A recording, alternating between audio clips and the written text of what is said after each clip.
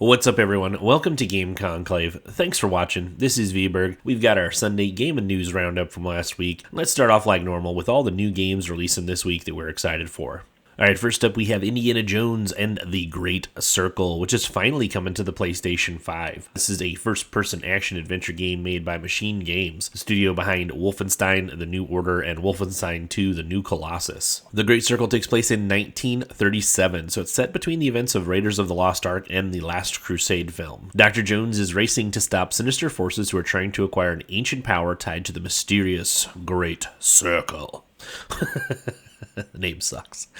We'll be traveling to the Vatican, Egypt, Thailand, and China throughout Indy's over-the-top adventure. We'll explore, punch Nazis in the face, and solve puzzles along with using Indy's trademark whip for combat and traversal. You can use a stealthy approach or just punch out your enemies, whichever works for you. It's going to be really interesting to see the reception of this now that it's not going to be an exclusive anymore. I'm guessing a lot of those console warriors online are suddenly going to be singing its praises when it drops on the PS5 on April 17th, but we'll see. Okay, then. Let's see if you can keep up. What do you mean if I can keep up?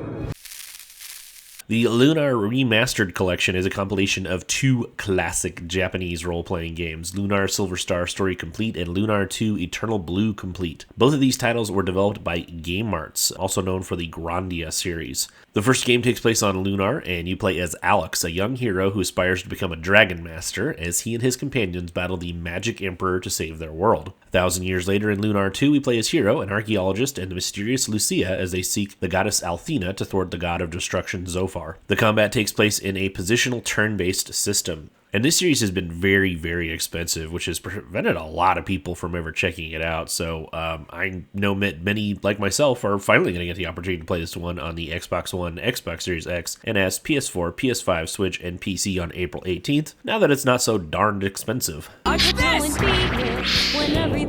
Magic Flame!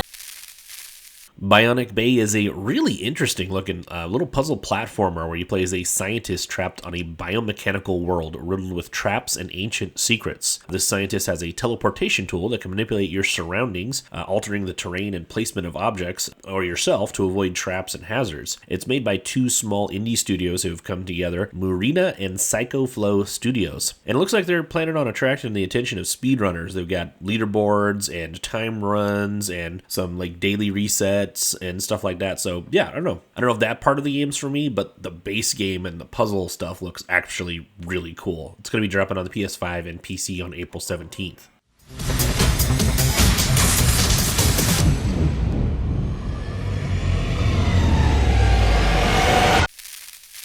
Mandragor, Whispers of the Witch Tree is a Metroidvania with RPG elements coming to us from Primal Game Studio. You'll play as an Inquisitor and pick between 6 different classes, craft weapons and items, and pick your talents to customize your character as you delve into this dark fantasy world, which turns out it was written by Brian Mitsoda of Vampire the Masquerade's Bloodlines fame. This guy used to work at both Obsidian and Troika and is widely credited as the reason why Vampire the Masquerade's Bloodline is considered one of the best RPGs out there, if a bit janky, but in terms of the way the game is written and structured, Brian was a big core part of that, and he apparently laid down the blueprint for what became Alpha Protocol. So yeah, and the soundtrack is composed by Christos Antonio of the death metal band Septic Flesh, and I totally was not prepared to read those two names when we were researching this game, and I'm now way more excited for it than I was, and I already thought it looked cool, so yeah, I can't wait for this one to launch on the Xbox Series X and S, PS5, Switch, and PC on April 17th.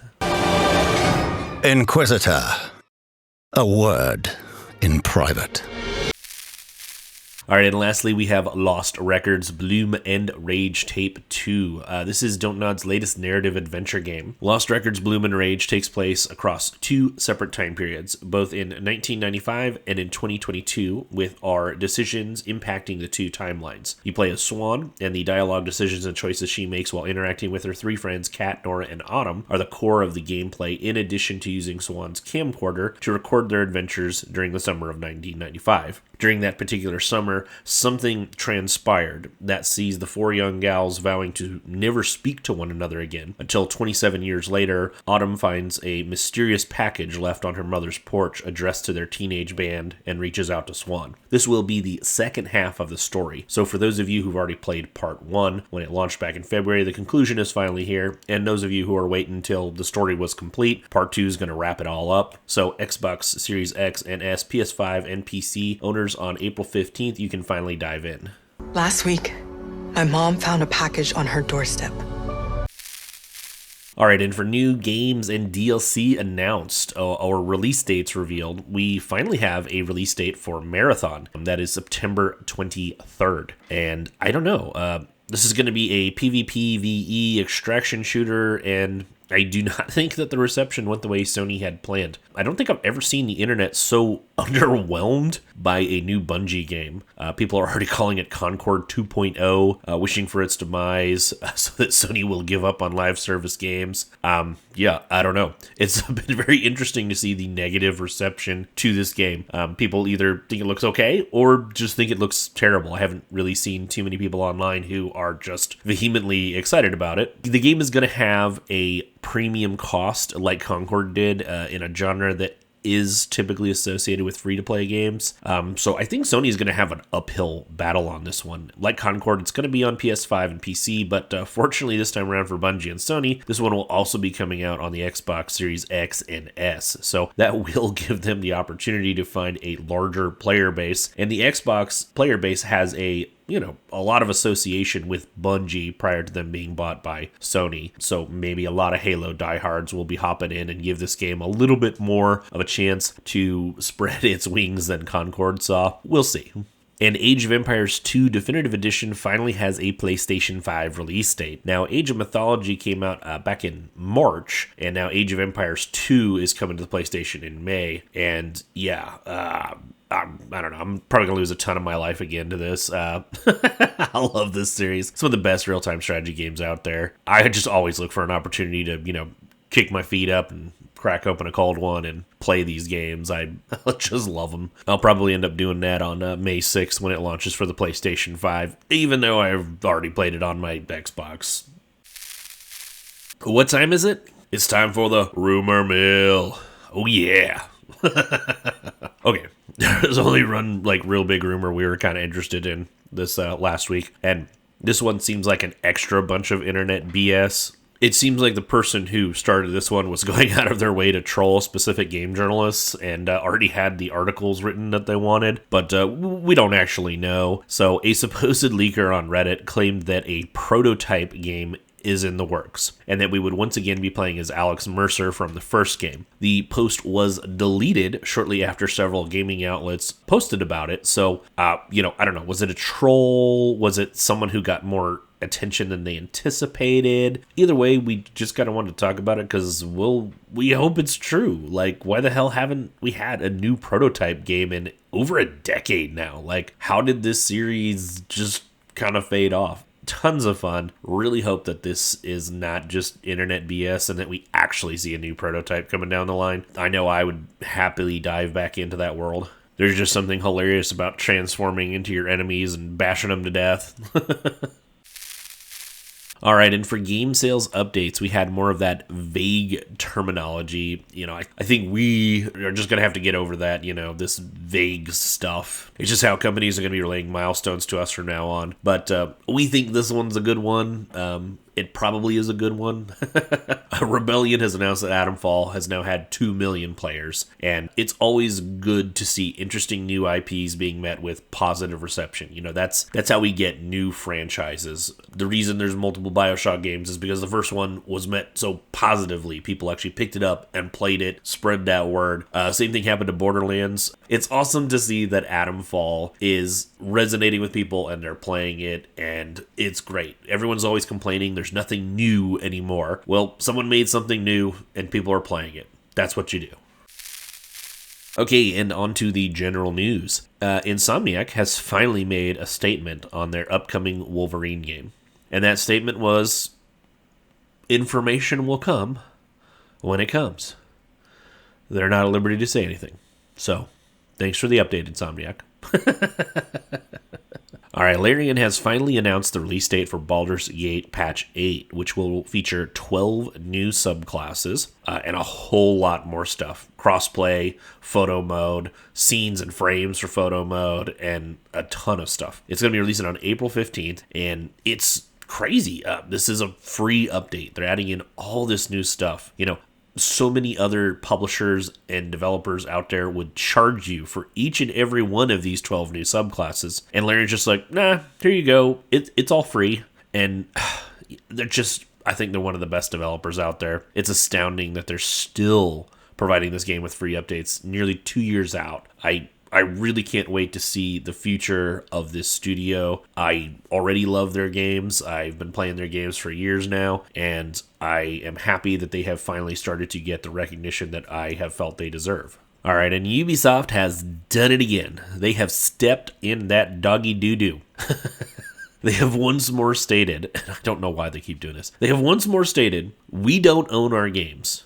And we shouldn't be upset when they take the games away from us. This is related again to that controversy around The Crew, the online racing game that they took down the servers for, and now no one can play it, even though there was tons of single-player aspects to the game, but it was always online. And their fans have just been begging for them to just restore it, an offline mode for them to play, and they say, no, we're not going to do that. We don't care. You never owned that game because you owned a license to that game. And they're very insistent on pointing that out. And this is true. When you purchase a game, even a physical copy, you don't actually own the game. You are purchasing a license to play those games. Yes, even on your physical ones. But here's the thing. No one is going to come to your house normally and ask you for your, copy of Super Mario. No one is going to come to your house and demand your copy of, Mario 64 or Final Fantasy 7 because they're all smart enough to know that you as the consumer feel that you own this product,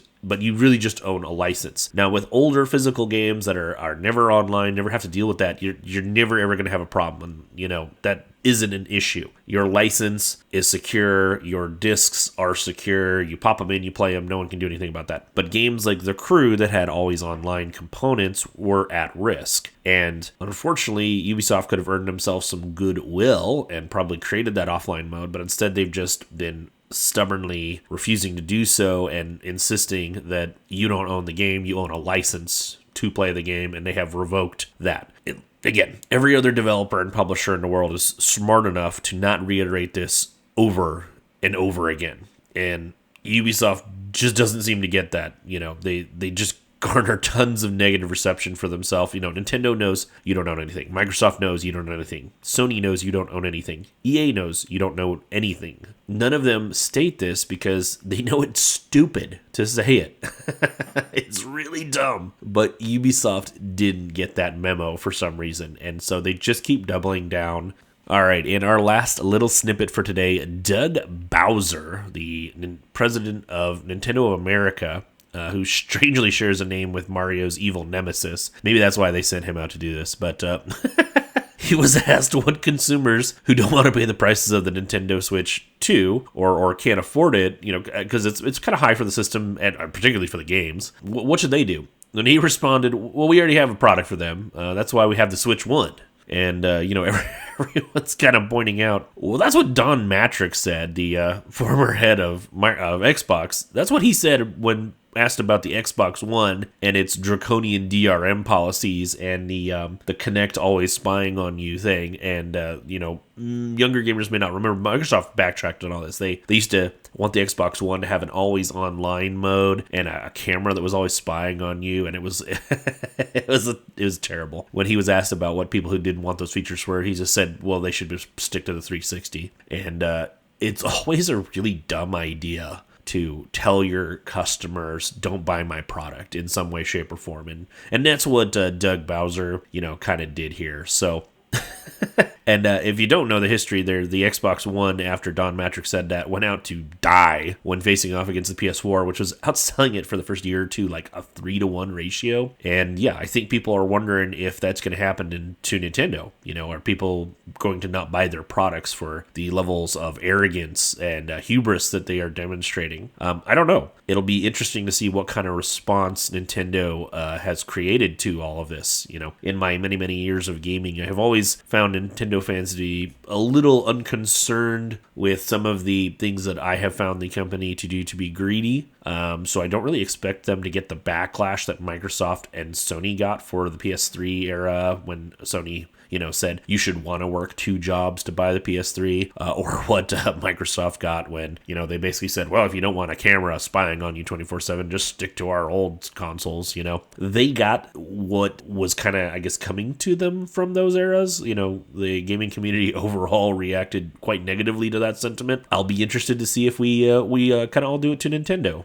So yeah, I don't know. We'll see. Now, I'm certainly not advocating that you don't spend your money on Nintendo. I'm just kind of curious, how will it go? When companies say some of this stuff, it often is met with backlash. We'll see. We'll see.